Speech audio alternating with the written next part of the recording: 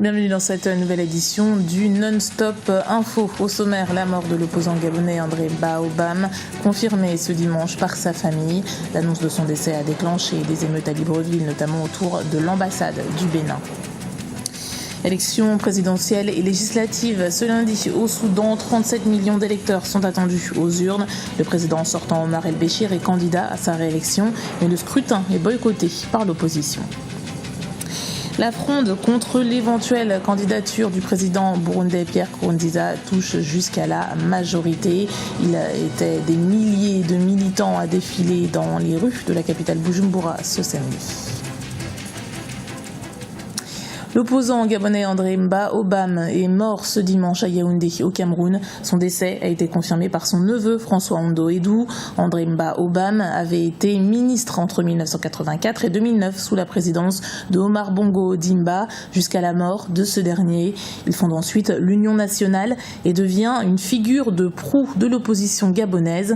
Candidat défait à l'élection présidentielle de 2009, il s'est longtemps réclamé vainqueur du scrutin. Malade depuis plusieurs années, il n'avait pas fait d'apparition publique depuis juin 2013. L'annonce de sa mort a déclenché des incidents dans la capitale gabonaise Libreville, des heurts confirmés par la présidence gabonaise. On écoute à propos de la disparition de André-Mba Obam, l'ancien Premier ministre et président du parti de l'Union fait la Nation, Jean Yéguédong. Ma première réaction, c'est de la stupeur, la tristesse qui m'envahit et qui envahit tous les militants de l'Union nationale, parti dont M. Mboban était l'un des fondateurs. Nous savons également que M. Mboban avait été élu en 2009 devant Ali Bongo. Et c'est cette victoire que nous avons toujours réclamée depuis 5 ans. Et malheureusement, M. Mboban est tombé malade. Et nous déplorons aujourd'hui tous sa mort. Mais nous pouvons toujours compter sur la détermination de tous les militants de l'Union nationale pour continuer le combat que nous avons commencé en 2009. Mboban était un militant, un combattant pour la démocratie. Et c'est dans ce sens qu'il voulait, avec tous les militants de l'Union nationale et tous ceux qui sont pour la dignité du Gabon et des Gabonais, et c'est dans ce sens qu'il voulait mener son combat. Les Soudanais sont appelés aux urnes lundi pour élire leur président de la République et leur député. Le président sortant Omar el-Béchir brigue son dernier mandat. Les principaux partis d'opposition ont appelé, eux, à boycotter les élections. Kekeli Afeto. C'est un pays de 37 millions d'habitants en Afrique de l'Est. Les Soudanais sont appelés aux urnes à partir de lundi et jusqu'au 15 avril pour élire le président de la République et leurs députés. Des scrutins qui, aux yeux des observateurs, revêtent plusieurs enjeux. Les enjeux présidentiels de ces élections pour le Soudan sont principalement des enjeux économiques parce que le Soudan souffre de la crise qui se passe au niveau du pays, notamment liée aux sanctions économiques et aussi à ces guerres qui sont dans le Darfour et aussi dans le Nil bleu. Donc, il y a aussi un besoin pour la population, un besoin de réconciliation, un besoin aussi de la fin de la guerre qui se trouve au niveau du sud et aussi au niveau de Darfour. Si le parti du Congrès national, celui du président Omar el-Béchir, est quasi certain de la réélection de son candidat, l'opposition de son côté appelle à boycotter ce qu'elle considère comme un simulacre d'élection. L'opposition voudrait la mise en place d'un gouvernement transitoire permettant une meilleure représentativité de toutes les sensibilités politiques du pays pour faire face aux nombreux défis que le Soudan doit relever. Pour le président Béchir, éventuellement s'il gagne les élections, son dernier mandat, la fin des poursuites de la Cour pénale internationale et ce qui va s'acheminer vers la solution du président kenyan, se présenter et essayer de jouer la transparence et jouer la justice en tant que telle. Autre chose, il y a aussi les enjeux de la réconciliation avec le Soudan du Sud pour qu'il y ait un bon partage des revenus de ce pétrole, notamment au niveau de l'acheminement avec les pipeline. Le chef de la commission électorale du Soudan, Mukhtar Al-Sam, a annoncé ce samedi que tous les préparatifs pour le début des élections présidentielles de lundi étaient achevés, indiquant par ailleurs l'arrivée de 221 observateurs internationaux. La République du Soudan est indépendante depuis le 1er janvier 1956 et alterne des régimes présidentiels et parlementaires depuis cette date. 15 candidats de l'opposition affrontent le président Omar el-Béchir pour cette présidentielle 2015.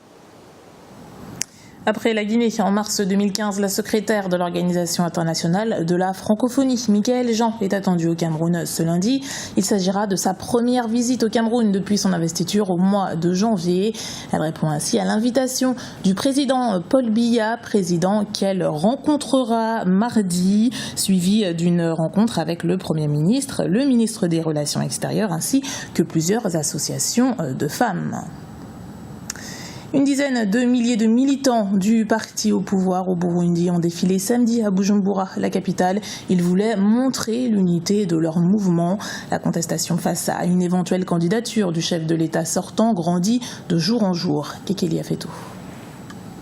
Au Burundi, le Conseil national pour la défense de la démocratie, force de défense de la démocratie communément appelée CNDD-FDD, le parti présidentiel, a organisé une grande manifestation à Bujumbura ce samedi 11 avril. Le parti au pouvoir entendait ainsi répondre à ses détracteurs opposés à une éventuelle candidature du président Pierre Nkurunziza à l'élection présidentielle de juin 2015. Le CNDD-FDD contre-attaque donc en affichant son unité. Nous sommes ici pour rassurer les militants et pour démontrer notre unité. Ceux qui s'amusent à dire que Pierre Nkurunziza ne sera pas notre candidat veulent nous provoquer. Ils sont libres de choisir leur candidat pour entrer en compétition avec lui. En proie à des divisions internes, cette manifestation est un message à l'endroit des frondeurs qui contestent le droit de briguer un troisième mandat présidentiel au président Nkurunziza. Du côté de l'opposition, on dénonce une propagande de la part du parti au pouvoir. Selon les écrits sur les banderoles, cette marche avait comme objectif de consolider la paix, l'unité et la sécurité dans tout le pays. Du côté de l'opposition et de la société civile, cette marche a été perçue comme une propagande du parti au pouvoir pour les élections en cours de préparation et de soutien du président Pierre Nkurunziza pour le troisième mandat. L'ADC Ikibiri, se trouvant pour le moment dans l'opposition, prévoit faire une marche aux manifestations similaires la semaine prochaine pour s'opposer au troisième mandat du président de la République. La perspective du troisième mandat du président en exercice fait également face à l'hostilité de la société civile et de l'opposition burundaise. Le Burundi tiendra en mai 2015 des élections communales et législatives qui seront suivies d'une présidentielle en juin. Quant au CNDD-FDD, il devrait tenir un congrès d'ici fin avril pour désigner officiellement son candidat à la présidentielle de juin 2015. L'actualité économique, c'est la chute enregistrée par le cours du fer. Après une baisse de 30%, le marché du minerai de fer se prépare à subir une nouvelle crise. Les perspectives semblent même plus sombres que celles du pétrole, dont le prix du baril gravite autour de $50 actuellement. Kekeli a fait tout. Les cours du fer ne cessent de s'effondrer depuis plusieurs mois. Ce minerai a perdu 30% de sa valeur en un mois et près de 60% depuis un an. Pour de nombreux économistes, cette capitulation du marché s'explique par une conjonction de facteurs qui jouent sur la loi de l'offre et de la demande. Il y a une surproduction dans le secteur parce que dans ce contexte d'abondance d'offres-là, la demande baisse obligatoirement, notamment, si vous voulez, la demande concernant la Chine, dont les prix du minerai de fer ont baissé pratiquement de 47% en 2014 et ont encore reculé de 13% au début de cette année 2015.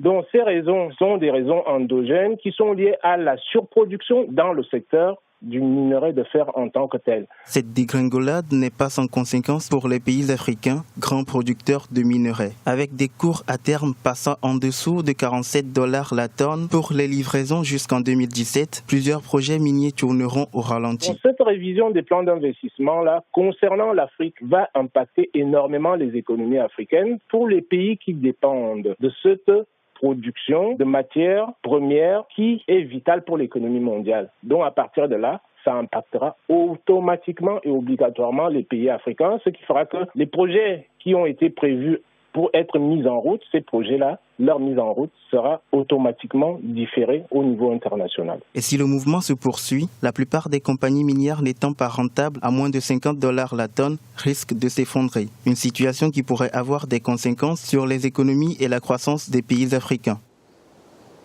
C'était le journal de la rédaction. Merci de l'avoir suivi. Retrouvez dans un instant une nouvelle édition du Non-Stop Info sur Africa 24.